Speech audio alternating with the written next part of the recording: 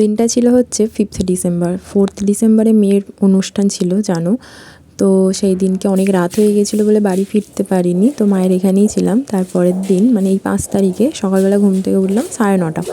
তখন মা বলছে যে কোথাও বেড়াতে যাবি, রবিবার আছে। আমি বলছি ঠিক আছে চলো তাহলে লাহিড়ি বাবার মন্দিরে যাই ব্যান্ডেলে।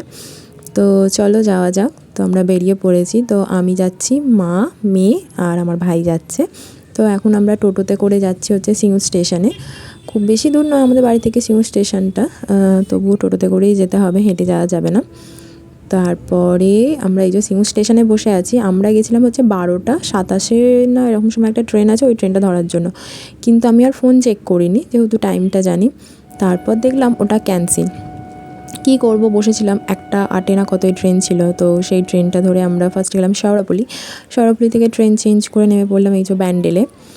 এইবার ব্যান্ডেলে নেবে, এবার তেমন তো কিছু আমরা খাইনি, সকালবেলা উঠে খালি চা খেয়ে বেরিয়ে পড়েছি। তো কী করব, তো নেমেই খেলাম হচ্ছে এই যে পরোটা। তো মোটামুটি আমার ভাই আমার মা খেয়েছে 6টা করে পরোটা। তো যাই হোক, তারপরে আমরা এসে গেলাম হচ্ছে অটো ধরে। আমাদের মনে হয় 25 টাকা করে ভাড়া পড়লো। 25 টাকা করে ভাড়া নিয়ে চলে এলাম এই যে লাহিড়ি বাবার মন্দিরে। আমরা নেমে পড়েছি এবং এখানে পার্কিংটা খুবই ভালো দেখলাম, মানে প্রচুর পার্কিংয়ের জায়গা আছে। তারপর ভেতরে ঢুকেই পড়লাম, ঢুকে এত সুন্দর, মানে ভীষণ সুন্দর ফুল, মানে প্রচুর ফুল আছে।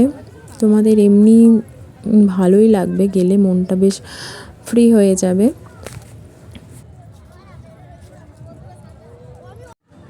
তো ভেতরে দেখো, তো এরকম একটা দুর্গা মন্দির আছে। তো আমরা যেহেতু পরোটা খেয়েছি ওই জন্য আর ভেতরে উঠিনি। তারপরে হচ্ছে আমার মেয়ে তো দোলনা দেখতে পেয়েছে, ও জানে পার্কে যাচ্ছি। তো পার্কে গিয়ে ফার্স্ট হচ্ছে দোলনা, কোথায় দোলনা আছে খুঁজে বেড়াচ্ছে।